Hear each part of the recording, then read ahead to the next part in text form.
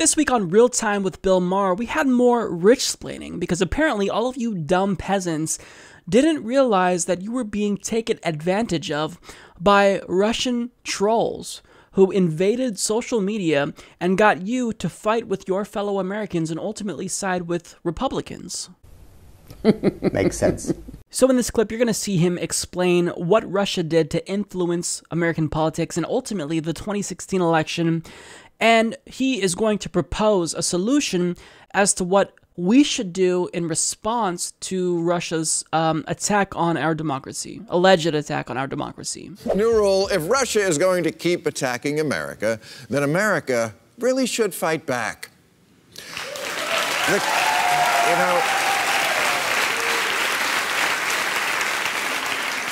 The conventional wisdom is that in the 1980s, St. Ronald Reagan defeated the Soviet Union. And then the Berlin Wall came down and everybody was friends. But what really happened was we stopped fighting the Cold War, but the Russians never did. They may have changed the name of the KGB the way Kentucky Fried Chicken became KFC, but trust me, they're both still out there poisoning people. There is an entire building in St. Petersburg filled with a Russian troll army. Hundreds of employees of their Defense Department sitting in front of computers, pretending to be Americans, and creating thousands of tweets, memes, news site comments, and flat-out fake stories designed not to take sides on any issue, but just to get us fighting about it, to create chaos, the better to elect the chaos candidate. Here's an example of a Russian-created meme from 2016. It says, up to 5.7 million illegals may have voted in 2008 election. Well, that, of course, is ridiculous, but it nevertheless reached 10 million American voters by way of Facebook, millions more through Twitter, and one guy on Bing.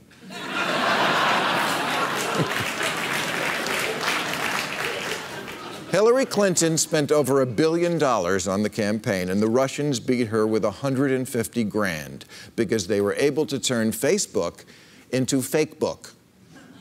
Or a more apt name might be Shitstarter. Because that's what they were doing. That's what their meddling was meant to do, start shit. And boy, was that easy to do, since Facebook is the place where thinking went to die.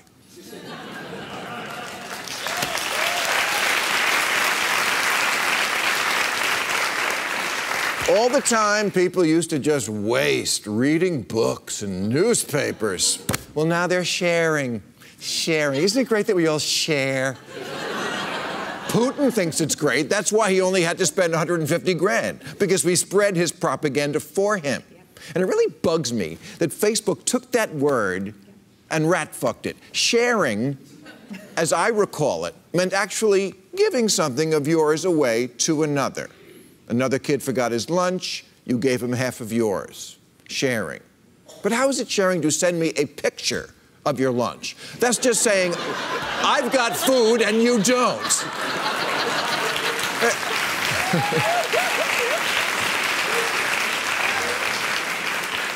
Facebook sharing isn't sharing. It's mostly humble bragging.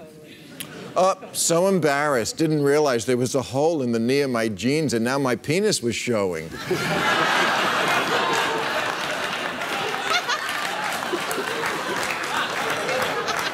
It's a lot of that bullshit, and it's a healthy amount of, here's something I want you to know I have.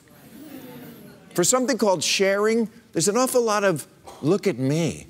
Look how talented my kids are.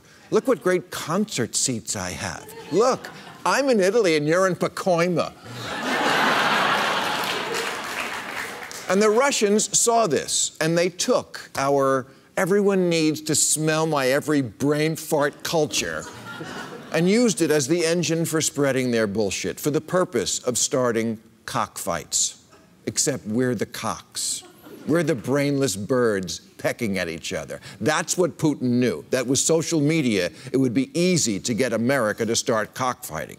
He just made sure the tiniest cock won.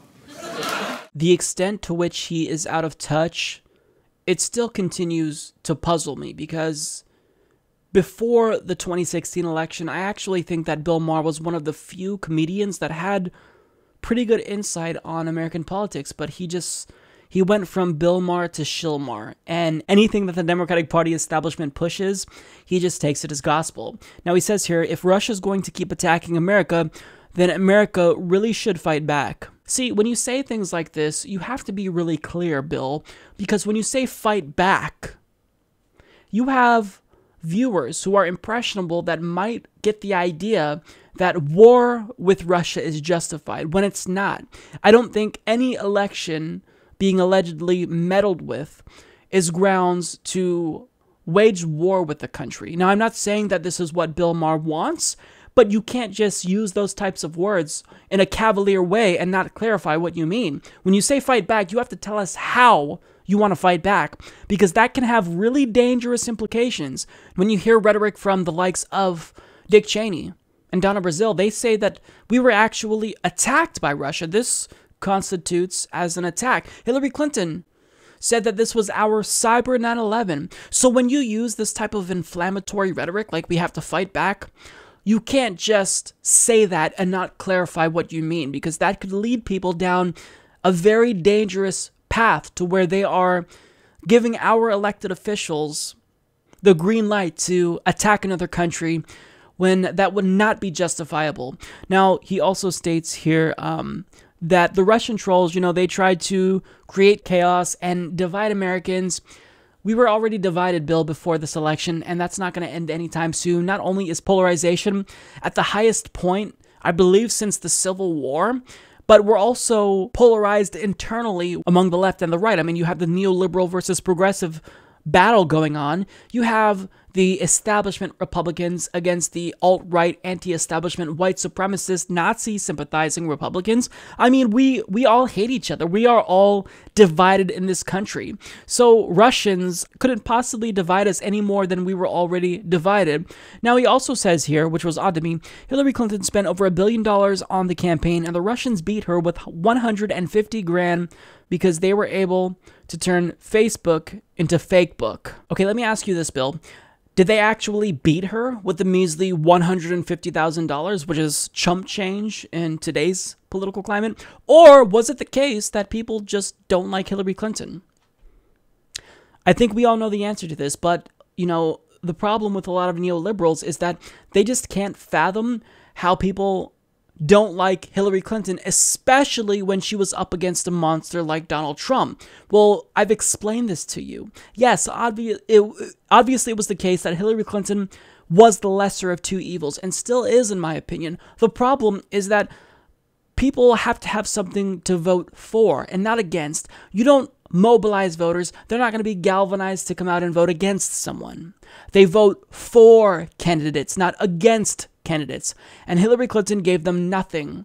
So I don't think that $150,000 of troll advertising from Russia had any impact on the election. It was inconsequential. Certainly it didn't affect me, because all the news and information I got about Hillary Clinton that made me dislike her came from her own mouth. Health emergencies can't wait for us to have some theoretical debate about some better idea that will never, ever come to pass. Unless Russia was somehow able to hack into Hillary Clinton and get her to say these things, then that would be the only way that Russia influenced me. Now, he also says here that Facebook is the place where thinking went to die. I actually agree with him here, because we all have that conservative uncle on Facebook that constantly posts, these conservative memes that are just sheer bullshit, complete misinformation. In fact, when I first started the Humanist Report, I did a video debunking conservative memes that were either idiotic or just, they spread misinformation. So the problem is that as Americans, we have got to be responsible consumers of media. If you're getting your news from a meme on Facebook, then that's a problem. We have to raise our standard of scrutiny in this country. We can't just accept anything that someone tells us. We have to question the memes that we see. We have to question news that we see on our Facebook newsfeed. And yes, you have to question people like me who share my opinion with you, but you need to question what my intentions are, what my motives are. We have to raise our standard of judgment collectively in this country so this type of propaganda and misinformation doesn't actually have an impact on elections. But to suggest that misinformation is something that's new, it's not new. I mean, these fake political memes that get spread, this was a problem back on MySpace when Obama was running in 2008. I remember arguing with one of my cousins about them. So this isn't anything new. We just have to be smarter and realize that if we're getting our news from a meme that we saw on Facebook, probably not the best idea. And even if you were somehow able to eliminate Russians from the equation altogether, there's still going to be a lot of fake news that's being spread, which is why we have to be more responsible when we choose to believe information that doesn't have facts or statistics cited.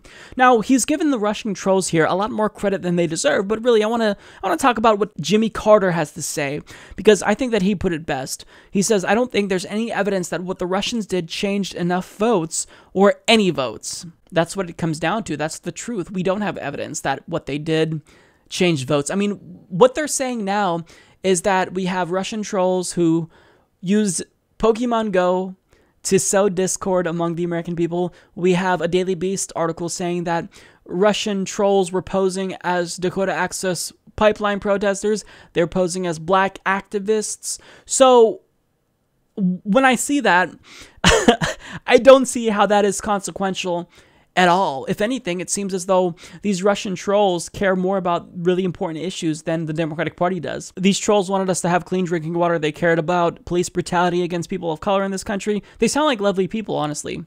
They're playing Pokemon Go, so they're into American pop culture. I mean, look, here's what I really want to get back to, though, because I think this is important. When he says that if Russia's going to keep attacking America, that we really should fight back. This is really, really harmful rhetoric. We have to avoid saying things like this. Especially if we're not going to clarify what we mean, because in saying we're going to fight back, saying America should fight back against another nuclear power, I mean, the connotations there,